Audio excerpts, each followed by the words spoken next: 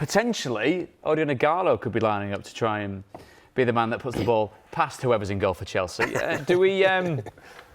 We've seen clips. He's kept us up to speed with his training. Obviously, there's a broader issue with regard to him training away from the rest of the current squad.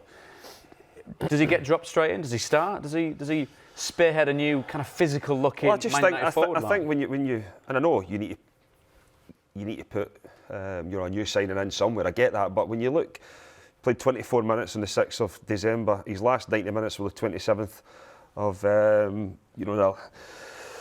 November. It's a long time without having played football and having to come in at this level.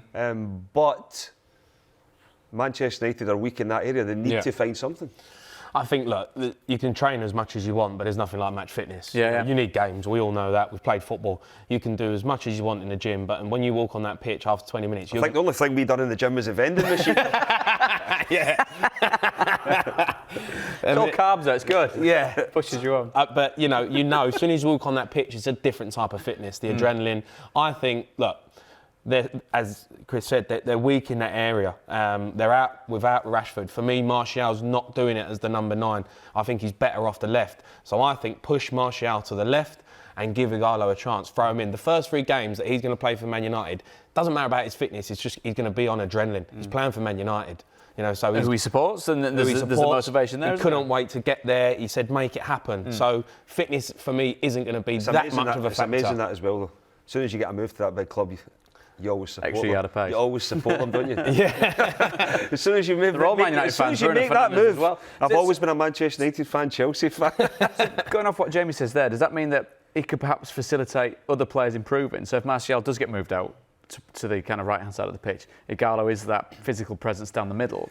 Does that suddenly show it's not about just one player coming in and playing well, it's about what he can do for the whole team? We spoke about it a few weeks ago on this show, that Manchester United, in terms of trying to break weaker teams as such down in the Premier League, they have struggled. Ighalo gives them a different dimension now.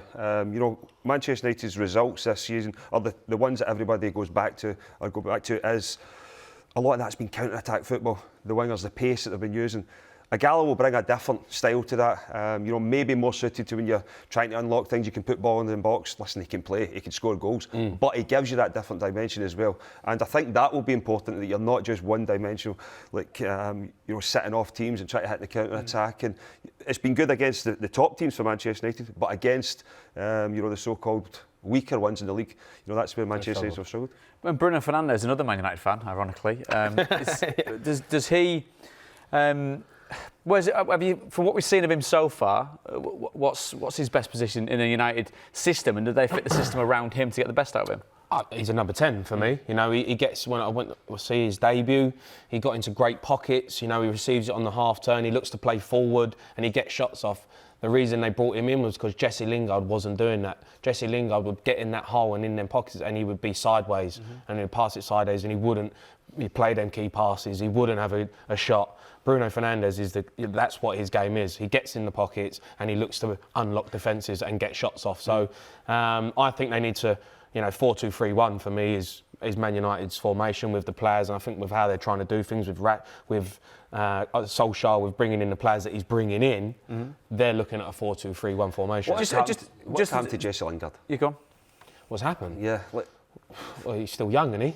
I know, but when everybody was talking about it, and then all of a sudden, now it's the whole negativity. He's not assists and goals and stuff like that. I mean, you've watched more of it than me. What's happened?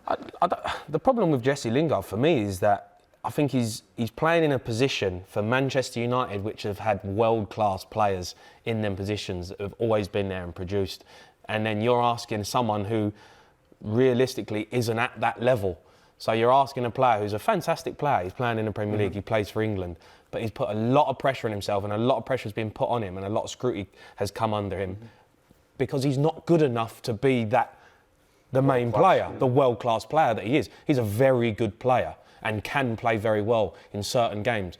But he's not a Wayne Rooney. So victims of the standard of success that's been set before. It's Manchester United, and at the end of the day, they had a lull. They had a lull in the quality of players that they had, and at the end of the day, he come in and done well. when Ole Gunnar Solskjaer first took over, Jesse Lingard was playing brilliant. But the problem is that all of a sudden, when the results don't go your way and you come under scrutiny and you start, your confidence goes and you start seeing people are on your case. You start to realise that position for Manchester United is a huge position to be playing in, and if you're not a world-class player, you're going to get found out.